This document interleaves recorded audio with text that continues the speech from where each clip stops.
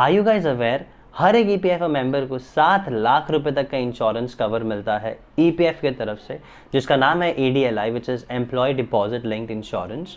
ये ईडीएलआई होता क्या है, इसके प्रीमियम्स क्या होते हैं, इसके कैलकुलेशंस क्या है, इसको किस तरीके से क्लेम कर सकते हैं, ये सारी चीज़ों के बारे में आज डिटेल्स में डिस्कस करेंगे। लेकिन उसके पहले क्या हम ये डिस्कस करें, मेरा नाम है Ritvik Barot. Welcome to my YouTube channel, let's learn together.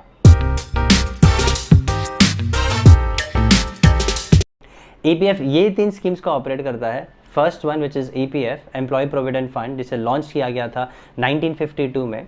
EPS which is employ pension scheme, इसे लॉन्च किया गया था 1995 में।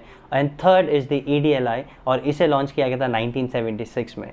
EDLI which is employ deposit linked insurance, इसका मेन ऑब्जेक्टिव था एक फाइनेंशियल सपोर्ट क्रिएट करना, एक इनकम सिक्योरिटी देना हर एक ईपीएफओ मेंबर्स के फैमिली मेंबर्स को, उनके नॉमिनीज को, ताकि कोई भी ऐसे अनफॉर्चुनेट इवेंट में अगर ईपीएफओ मेंबर की डेथ हो जाती है तो उनके फैमिली मेंबर्स को एक इनकम सिक्योरिटी दे सके।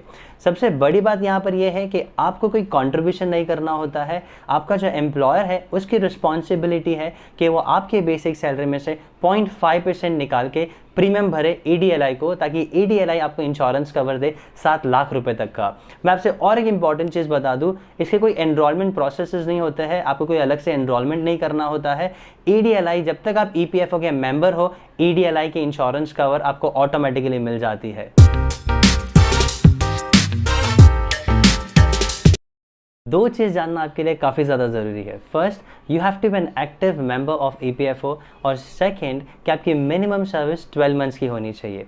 हावेवर यहाँ पर पहले ऐसा था कि आपका जो 12 मंथ्स का सर्विस है वो एक ऑर्गेनाइजेशन के साथ में रहना ज़रूरी था। लेकिन अभी जो बिगेस्ट अमेंडमेंट किया गया है इस स्कीम में वो ये है कि अगर आप मल्टीपल ऑर्गेनाइजेशंस में भी काम करते हो with in a span of 1 year फिर भी चलेगा, लेकिन आपको वो ईडीएलआई इंश्योरेंस कवर 100% मिलेगा टिल द टाइम आपकी मिनिमम सर्विस 12 मंथ्स की है। इस पे ज़रा सा ध्यान दीजिएगा। अगर डेट ऑफ डेथ 15 Feb 2020 के पहले है तो उसका एक अलग कैलकुलेशन है। अगर डेट ऑफ डेथ 15 Feb 2020 के बाद में है तो उसका एक अलग कैलकुलेशन है। लेकिन उसके पहले कि मैं आपको ये कैलकुलेशंस के बारे में बताऊं, मैं आपसे ये बता दूं कि 15 Feb 2020 के पहले जो इंश्योरेंस कवर था मैक्सिमम वो 6 लाख रुपए था और मिनिमम 2 लाख रुपए था। अब गुड न्यूज़ ये है कि अब इसे बढ़ाकर मैक्सिमम 7 लाख रुपए कर दिया गया है और मिनिमम 2.5 लाख रुपए कर दिया गया है। अब मैं आपसे कैलकुलेशन बता देता हूँ, चलिए कैलकुलेशंस देखते हैं।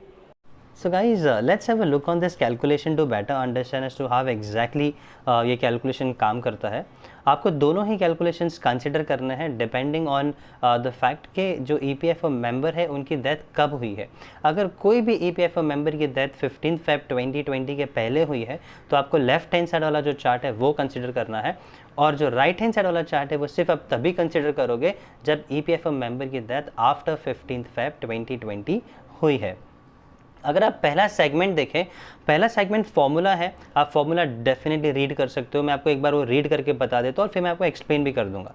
The formula says 30 times average monthly basic salary capped at 15,000 plus 50% of the average of EPF balance in the deceased account capped at 1.50 lakhs। इसका फॉर्मूले का मतलब एकदम ही सिंपल है। उसका मतलब ये हो जाता है कि आपकी जो भी बेसिक सैलरी है लास्ट 12 मंथ्स की, आपको वो कैलकुलेट करना है। वो 15,000 से ज़्यादा एक्सीड नहीं होनी चाहिए, बिकॉज 15,000 पे मैक्स आउट हो जाता है, वो एक थ्रेशोल्ड है। प्लस आपकी ईपीएफ की जो बैलेंस है आपको उसका एवरेज निकाल के 50% ही कंसिडर करना होगा, और दोनों को प्लस करोगे तब आपको ईडीएलआई की अमाउंट आपको कैलकुलेट करने में आसान होगा। वैसे आपको ईडीएलआई की अमाउंट कैलकुलेट करनी होती है। अभी अगर आप देखें नीचे वाला segment, it says max claim possibility. उसका मतलब ये हो जाता है कि अगर मैं 15,000 कंसिडर करता हूँ तो 15,000 multiplied by 30 that comes 4,50,000 plus अगर आपकी ईपीएफ की बैलेंस समझ लीजिए 3 lakhs है, मुझे 50% कवर कंसिडर करना है, that comes up to 1,50,000। 4,50,000 plus 1,50,000 that comes up to 6 lakhs। 6 lakh रुपए तक का कवर क्लेम आपको मिलेगा मैक्सिमम, अगर जो ईपीएफओ मेंबर है उनकी डेथ 15 Feb 2020 के पहले हुई है। अभी मैं आपको एक छोटा सा एग्जांपल भी देना चाहूँगा ताकि आपको थोड़ी सी और क्लैरिटी मिल जाए इसमें। कंसिडर करते हैं राम को। राम की बेसिक सैलरी है समझिए 14,000 पर मंथ और उसकी जो एवरेज ईपीएफ बैलेंस है उसका 3 लाख रुपए है।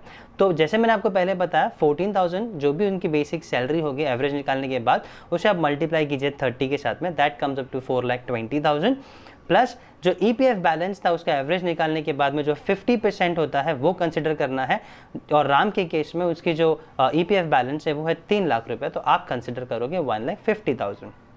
अभी आपको दोनों को प्लस कर देना है 4,20,000 प्लस 1,50,000 दैट इक्वल्स टू 5,70,000। मतलब राम के केस में वो जो ईडीएल अमाउंट क्लेम कर सकता है वो है 5,70,000 रुपया।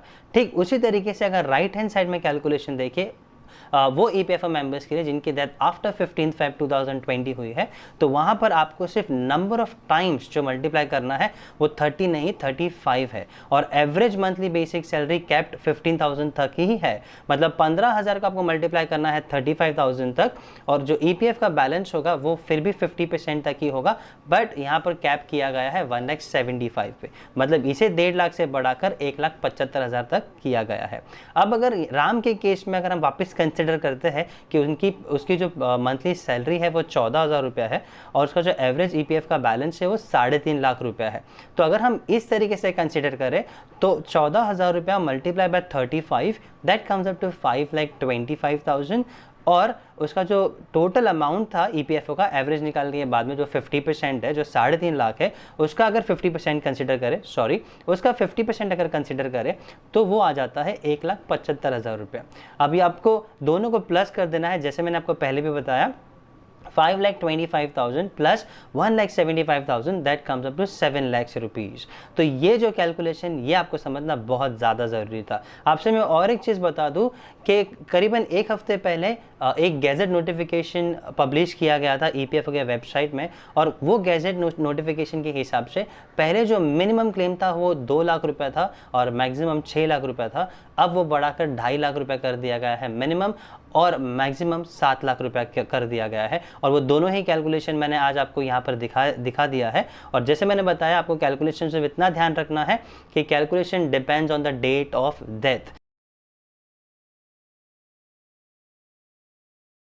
इसका जो क्लेम प्रोसेस है वो काफ़ी सिंपल है।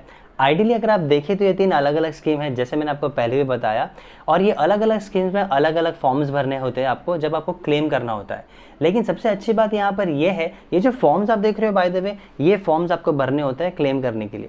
लेकिन द गुड थिंग इज कि अगर जो नॉमिनी है वो सेम है ये तीनों स्कीम्स के लिए तो आपको सिर्फ एक ही फॉर्म भरना होता है which is the composite form.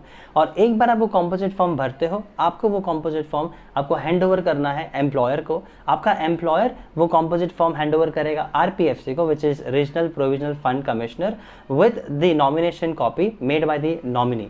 एक बार वो फॉरवर्ड होने के बाद में आपका जो क्लेम है वो 30 डेज में सेटल होना चाहिए because 30 days is the threshold, वो एक डेडलाइन है। अगर कोई भी रीजन की वजह से 30 डेज के अंदर अगर वो क्लेम सेटल नहीं होता है तो from that deadline date which is 30 days आपको 12% का इंटरेस्ट दिया जाएगा। अब ये सारी चीज़ों के बारे में मुझे आप लोगों से बात करनी थी। I hope you liked this video. आपको इस वीडियो में ऑब्वियसली काफ़ी सारी इन्फॉर्मेशन मिली होगी। मैं आपसे रिक्वेस्ट करता हूँ कि आप मेरे चैनल को प्लीज़ सब्सक्राइब करें, लाइक करें and don't forget to click the bell icon. Until then stay safe, stay healthy.